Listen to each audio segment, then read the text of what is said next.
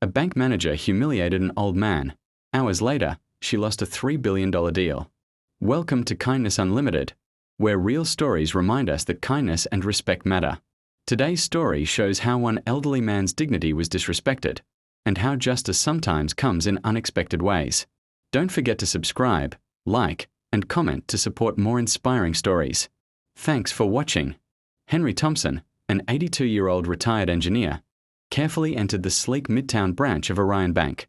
His cane tapped softly against the marble floor as he clutched a folder containing his financial documents. The cold morning didn't dampen his determination. He had saved his life for these years, and today he simply wanted to review his trust fund. At the front desk, Claire Reynolds, the bank manager, was busy reviewing reports on her tablet. In her sharp business suit, she commanded attention and radiated impatience. She was expecting high-profile clients all morning and clearly had no time for someone she considered a slow customer. Henry's polite greeting barely earned her a glance.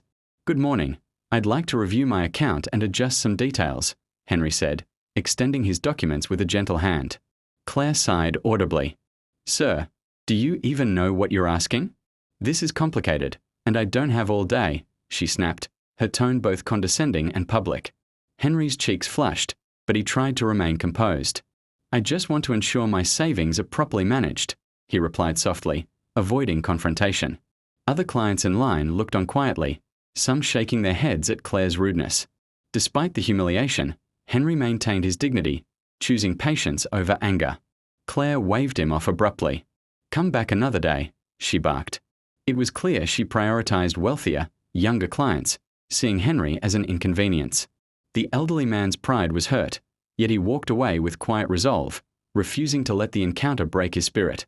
Outside the bank, Henry took a deep breath and adjusted his coat against the winter chill.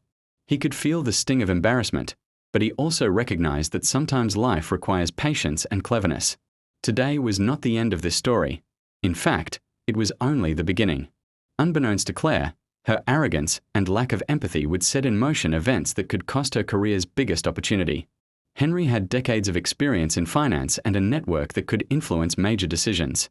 And today, those skills would serve not just him, but the principle of justice.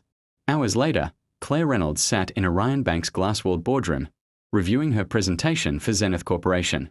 The $3 billion deal was the pinnacle of her career, and she exuded confidence. Crisp in her suit and heels, she practiced her pitch, unaware that Henry Thompson had already taken action that could change everything. Henry, though humiliated earlier, did not let anger dictate his actions. He had spent decades in finance and had strong connections with corporate executives. Quietly, he drafted an email to Zenith Corp, describing his encounter with Claire and warning them that the bank's leadership lacked respect for long-standing clients, even senior citizens. The email was concise but compelling. Henry explained that a client's dignity should never be compromised for efficiency or status. Zenith Corp's executives were shocked by the story, realizing that Claire's arrogance reflected the bank's culture.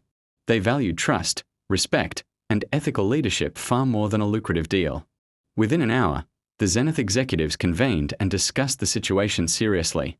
They had been leaning toward Orion Bank because of the promising numbers, but Henry's warning made them pause. They decided to reconsider, as they could not risk partnering with a bank that mistreated even its most loyal clients.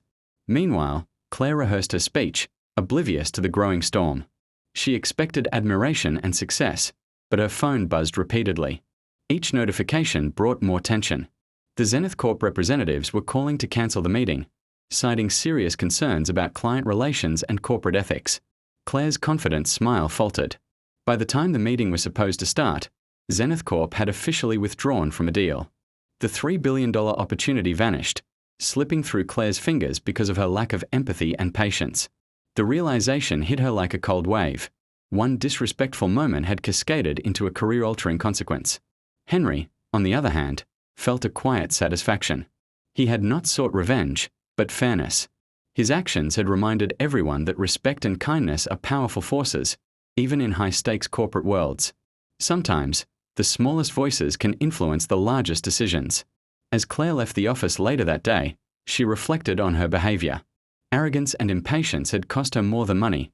They had tarnished her reputation. And Henry Thompson, the humble old man she had dismissed, walked away with pride, knowing that dignity and integrity still mattered.